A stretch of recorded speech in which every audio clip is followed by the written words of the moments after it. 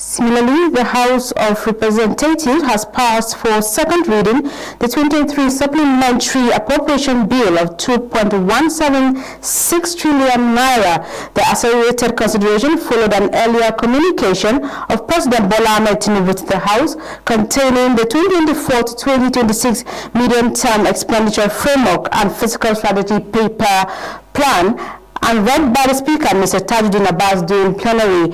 Also, at the plenary, lawmakers, in adopting the motion by Ms. Benilar, demanded a review of the National Youth Service Corps NYSK scheme to guarantee safety of corps members. Our National Assembly correspondent, UKOKO-TEGA, has details of that.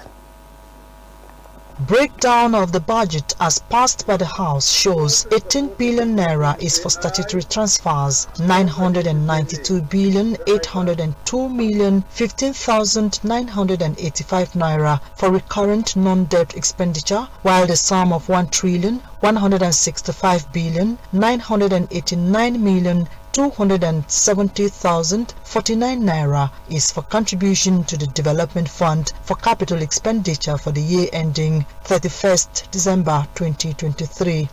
The sum of 210 billion naira is for wage awards for civil servants, 400 billion naira for cash transfers to vulnerable households, 200 billion naira for seed and agricultural inputs and equipment, and 100 billion naira for projects in the Federal Capital Territory (FCTA).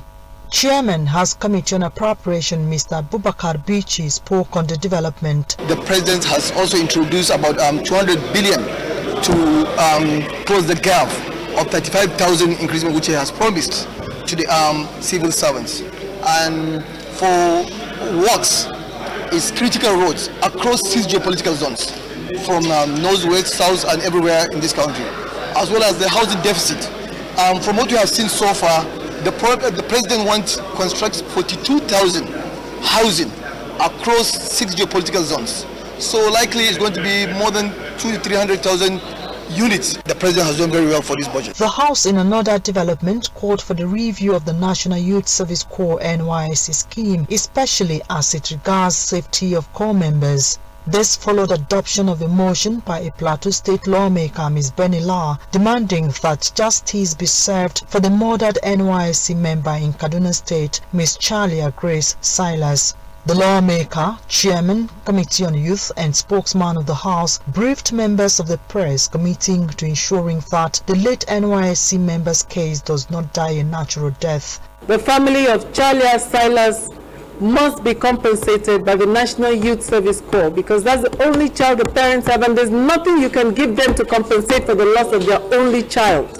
Well, we are demanding for that, and we're demanding that speedy delivery of justice be done in this case. I want to say that what has happened is condemnable, and we pray that all of these kind of things should not continue to happen in our country. We have to make sure that we follow through with the resolutions of the House concerning this. At a committee level, Chairman Aviation Technologies, Mr. Eriyetomi Thomas, at an inaugural meeting, sought members' commitment to achieve the committee's mandate. As we all know, this committee is a newly created committee carved out of the existing committees on aviation.